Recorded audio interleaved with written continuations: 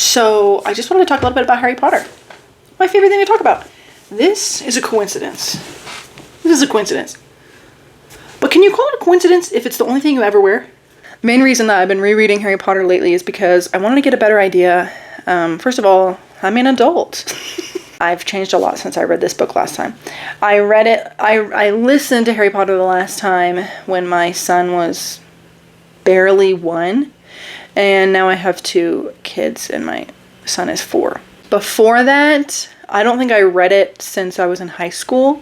Because, you know, in college, it's like you simply don't read it all. At least in my experience, like I did not read it all in college beside what I was supposed to be reading for college because I was just burnt out all the time. And after college, I was burnt out for a couple of years. I didn't read very much after college. Then I got back into reading and I listened to Harry Potter, but it's frustrating because trying to be a slower reader and just trying to be more intentional about, you know, it was almost like it was like background noise when I was listening to it. And I had already read them multiple times, so it wasn't like I didn't know anything. So I didn't feel like I had to pay full attention. When I read them again, I wanted to read them again and really pay full attention. One of the main reasons I wanted to read it again was because I wanted to form my own opinions about the characterization. I've watched the movies so many times. I love the movies. Of course, I know that they have their flaws, and the more you watch the movies, the less you read the books, the more you forget what the characters are really supposed to be like. I'm going to go through and try my best to ignore the movies. Try my best to read these books totally separate from the movies.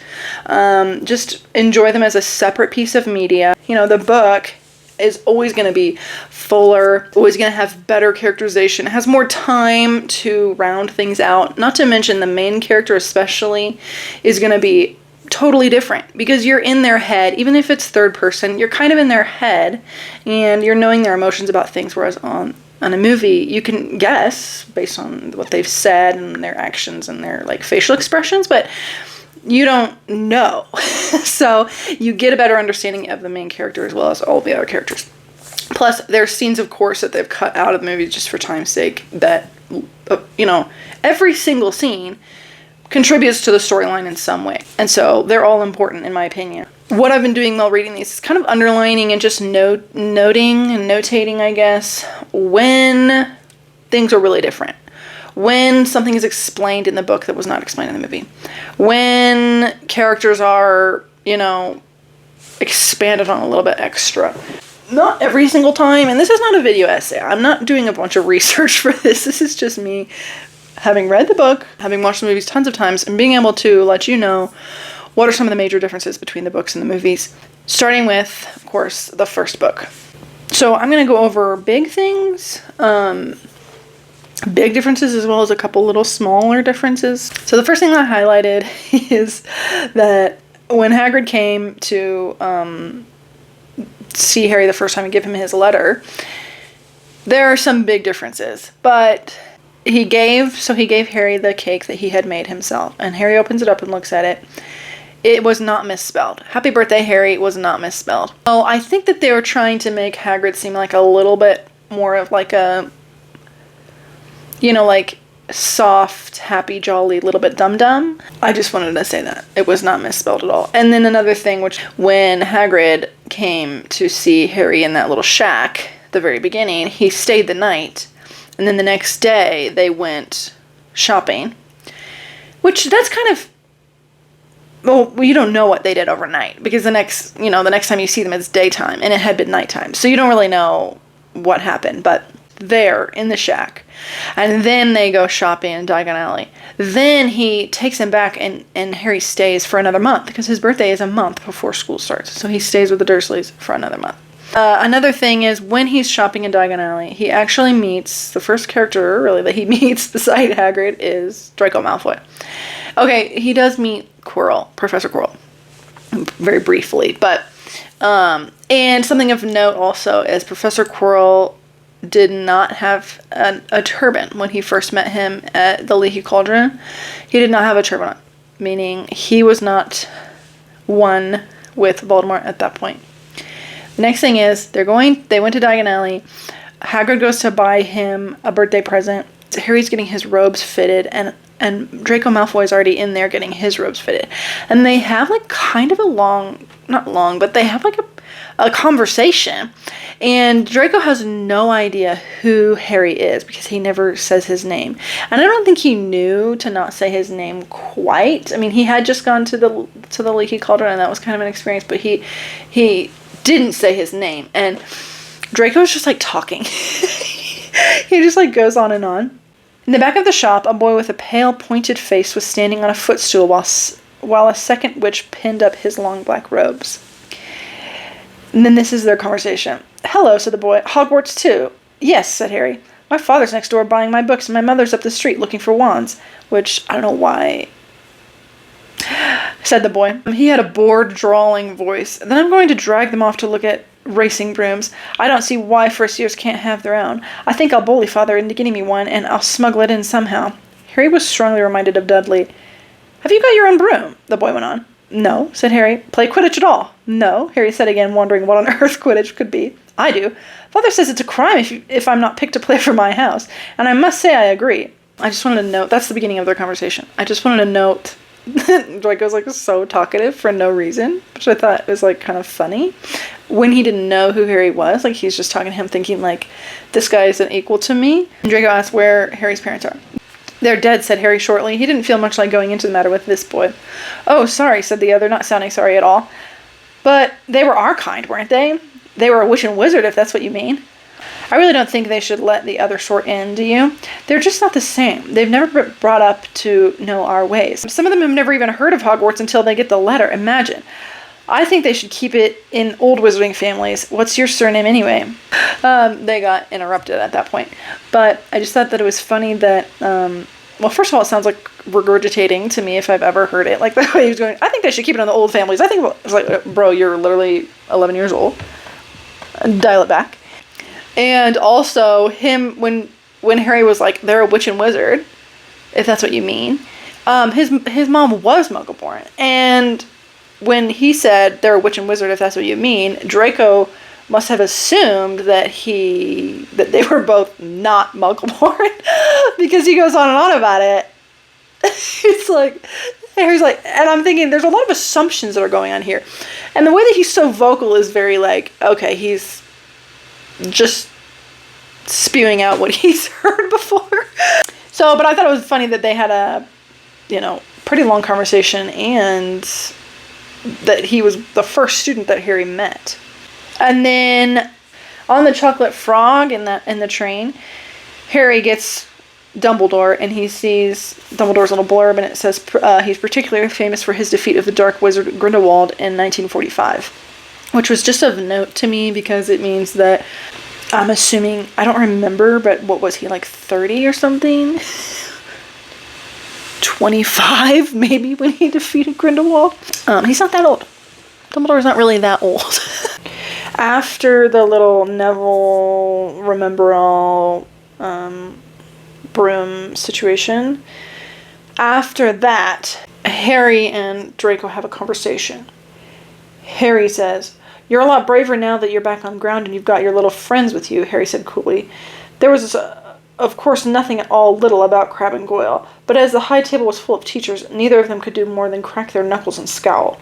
"I take you on any time on my own," said Malfoy. "Tonight, if you want. Wizard's duel, wands only. No contact. What's the matter? Never heard of a wizard's duel before, I suppose?" "Of course he has," says Ron, wheeling around. "And I'm his second. Who's yours?"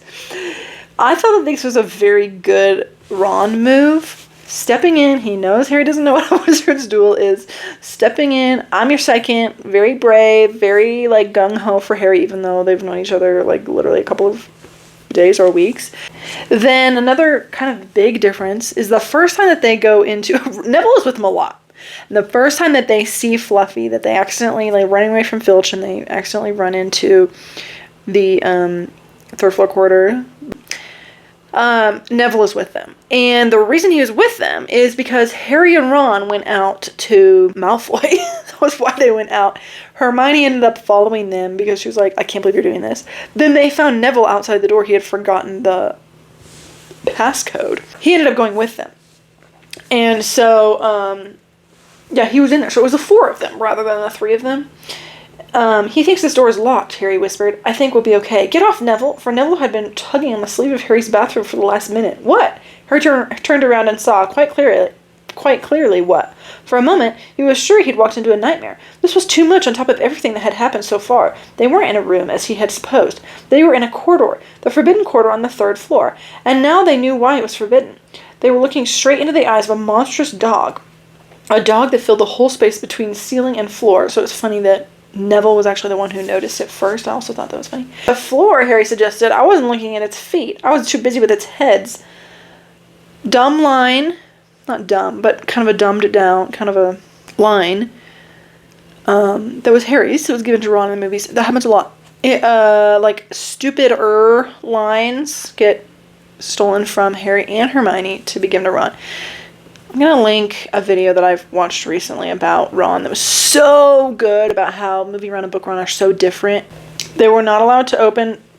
Professor McGonagall signed Harry's broomstick, and she said, do not open it at the table. They did not open it at the table. Malfoy comes up and grabs it, and he said, that's a broomstick.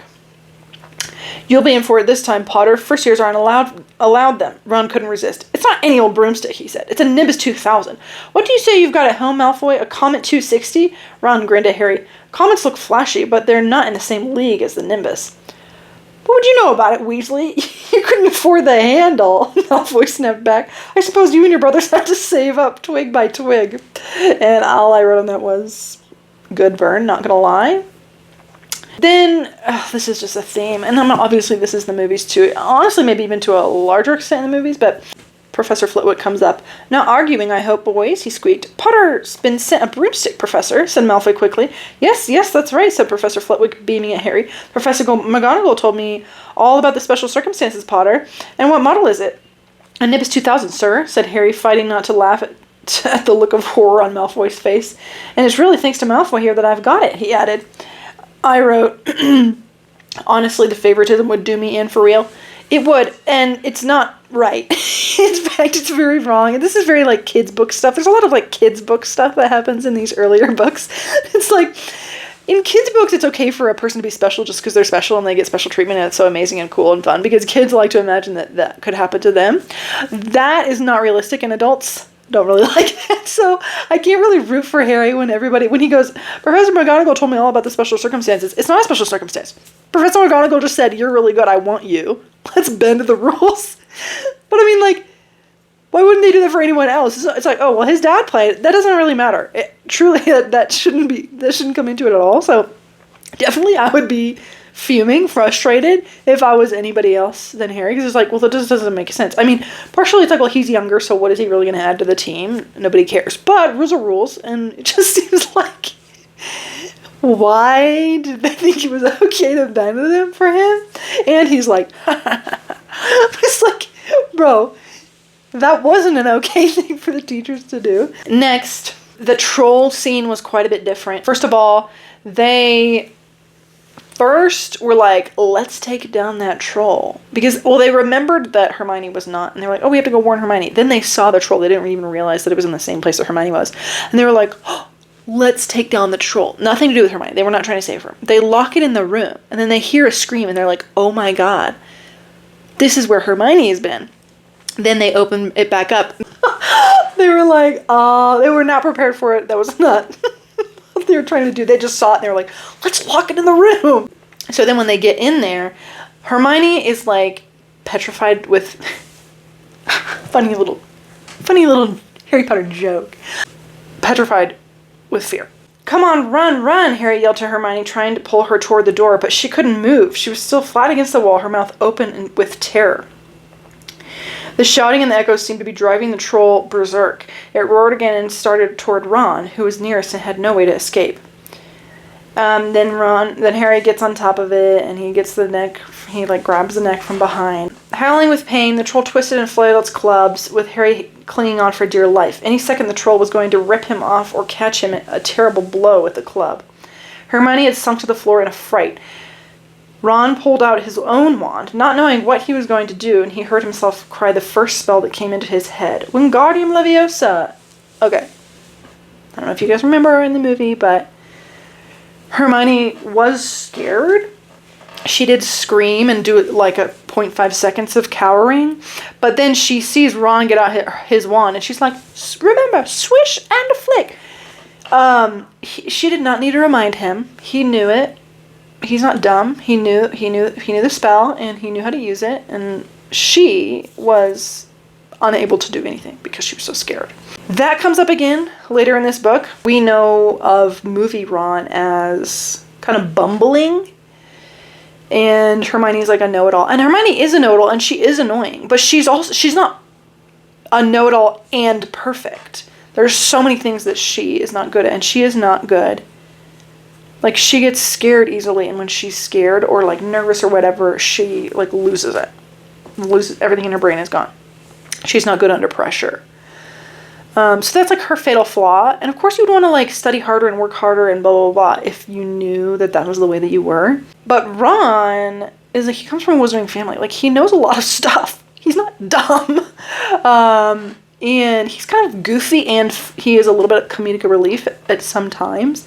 But he's not the one who says the, like, kind of dumb lines. And then it's funny because it was at 59%. It said, but from that moment on, Hermione Granger had become their friend. That was right after they did the troll thing. And it was interesting because, like, you kind of think of, like, the trio pretty much from the get-go of the movie.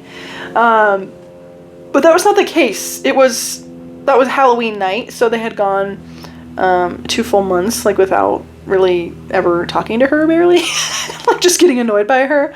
And then, I mean, they were still getting annoyed by her, but they did not consider themselves friends at all until after the troll. And I think one of the reasons why we feel like it's more of the three of them, like it's a trio, them against everybody else, is because they took Neville out of a lot of the scenes that Neville was in. So it was more like Ron and Harry, and then, like, these two people who never had any friends that, like, ended up being with them a lot of the time. 186. This is 76% of the way through the book. We're talking about Hagrid and the dragons. But it's against our laws, said Ron. Dragon breeding was outlawed by the Warlocks Convention of 1709. Everyone knows that. It's hard to stop muggles from noticing us if we're keeping dragons in the back garden. Anyway, you can't tame dragons. It's dangerous. You should see the burns Charlie's got off the wild ones in Romania. But there aren't wild dragons in Britain, said Harry. Of course there are, said Ron. Common Welsh Green and Hebridean Blacks. The Ministry of Magic has a job hushing them up, I can tell you. Our kind have to keep putting spells on muggles who spotted them to make them forget. That part about the Warlocks Convention of 1709, this is smart Ron. Like, this is Ron knowing stuff about the wizarding world. He comes from a huge wizarding family, and, like, he's not a dumb guy. Another moment when Neville was snuffed in the movies. I'm disgusted, said Professor McGonagall. 4 students out of bed in one night. I've never heard of such a thing before. You, Miss Granger, I thought you had more sense. As for you, Mr. Potter, I thought Gryffindor meant more to you than this. All 3 of you will receive detentions. Yes, you too, Mr. Longbottom. Nothing gives you the right to walk around school at night, especially these days. It's very dangerous, and 50 points will be taken from Gryffindor. When they were trying to get rid of the dragon, this was very different in the movie. So while they were in between, when they had, like, made plans to get rid of Norbert and when they had actually gotten rid of him, they had to wait because they were going to give him to Charlie. Charlie's obviously in Romania, so he had some friends that were going to come pick up the dragon. Well, it was a couple of days, so they were helping Hagrid take care of it, and Ron got bit. And so he had to go to the hospital wing, and he was in the hospital wing for days. And so when they made the exchange, they had to... it was just Hermione and Harry under the invisibility cloak that were taking him. So they go to visit Ron in the hospital wing before they get rid of the dragon. He says, Malfoy told Madame Pomfrey he wanted to borrow one of my books so he could come and have a good laugh at me. I've just remembered Charlie's letter was in that book Malfoy took, and he's going to know we're getting rid of Norbert, so he would know, like, pretty much time and place. Then they're on their way there, and Professor McGonagall, they see Professor McGonagall in a tartan bathrobe and hairnet, and had Malfoy by the ear. Detention, she shouted, and 20 points from Slytherin, wandering around in the middle of the night. How dare you? You don't understand, Professor. Harry Potter's coming. He's got a dragon. What utter rubbish. How dare you tell such lies? Come on. Then McGonagall finds them, because Neville heard Malfoy saying that he knew that Harry had a dragon, and Neville came to warn Harry. So when she says, "I'm disgusted 4 students out of bed in one night," it was Malfoy, Harry, Hermione, and Neville, not Ron. So just interesting. And then this one is kind of infamous. When they're in the Devil's Snare, Hermione says, Devil's Snare, Devil's Snare. What did Professor Sprout say? It likes dark and damp. So light a fire, Harry choked. Yes, of course, but there's no wood, Hermione cried, wringing her hands. Have you gone mad? Ron bellowed. Are you a witch or not? There's another example of her just like not doing well under pressure. And switching that in the movie to be like Ron was the one who's like, good thing we didn't panic. But it was like really she was the one who was panicked and wasn't remembering. Like she did remember what she needed to do, but then she was like, what do we do? How do we do that? That's it. And then when they're doing chess, Harry and Hermione stayed quiet watching Ron think. Finally he said, now don't be offended or anything, but neither of you are that good at chess. We're not offended, said Harry quickly. Just tell us what to do. Another example, in the books, Ron was so good at wizard chess, and it really did seem like he thought that he was going to die when he made the moves that he did in chess. The next page, he says, yes, says Ron softly. It's the only way. I've got to be taken. No, Harry and Hermione shouted. That's chess, snapped Ron. You've got to make some sacrifices. I make my move and she'll take me. I make my move. So I think it was kind of more clear in the books that he was like, truly was thinking he was probably going to die. But then the funny thing is that they leave him there by himself. There was another, this is also pretty well known, that there was another like challenge or whatever after chess that was Snape's. It was potions, and there was like a riddle that you had to solve to drink the right potion. But there was only one person could drink enough to go forward, and that's why she didn't go forward with him. And there was another potion to go back, and then she was like, okay, well, I'll just go back and I'll like take care of Ron, or like get out. Instead of staying with Ron, she was really going to like go and do the dang thing with him, but was not able to because she couldn't get through. Then we have when he's in there with Quirrell, and they go through the whole thing. Quirrell says, seize him! And the next second, Harry felt Quirrell's hand close on his wrist. At once, a needle-sharp pain seared across Harry's scar. His head felt as though it was about to split in two. He yelled, struggling with all of his might.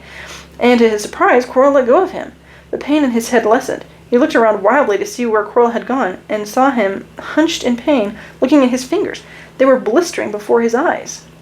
Dumbledore said, it's love, LOL. This is my note. Dumbledore said it's love, LOL, because he didn't want to tell Harry Voldemort wasn't strong enough to touch you with the Horcrux inside of you, is my guess.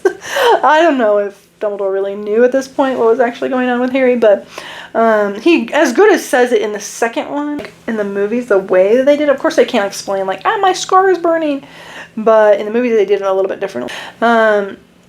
He did seem like he was a little bit in pain, but it wasn't anything crazy. But in here, it's like, it was the scar, like, his scar was hurting him.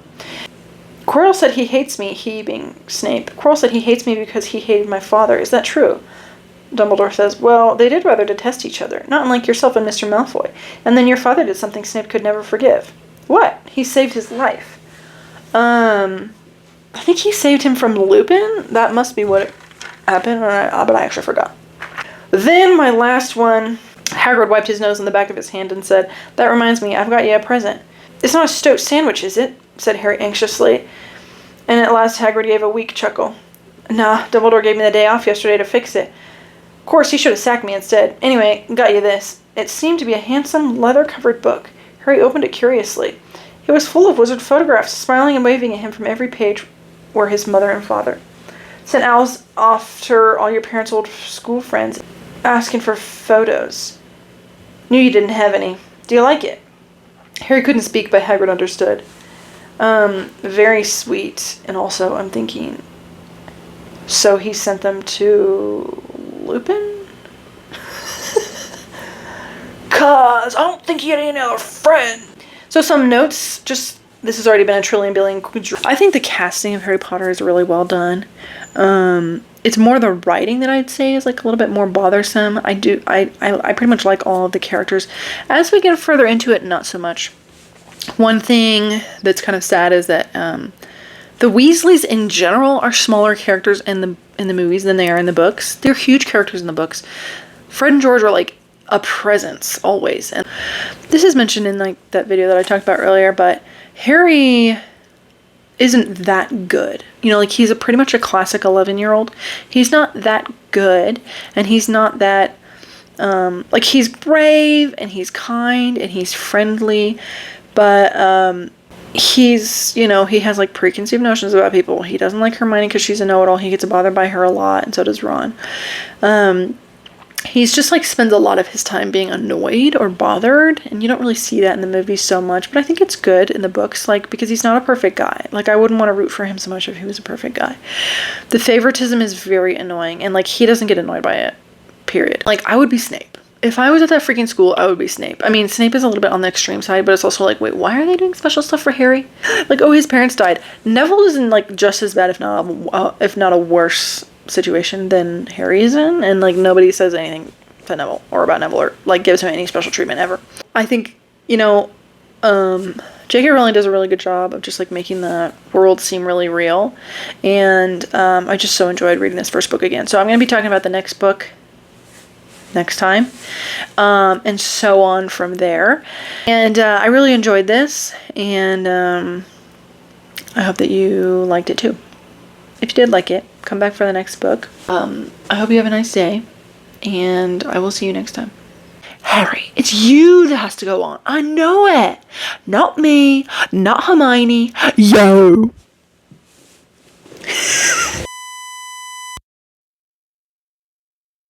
Nothing of note. Literally nothing of note. I was quoting the movie so hard in my closing thoughts and my leaving message that I blew out my mic.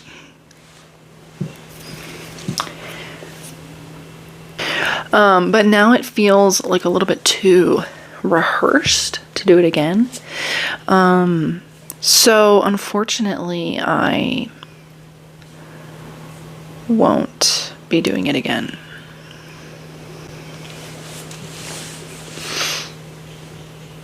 When I make my move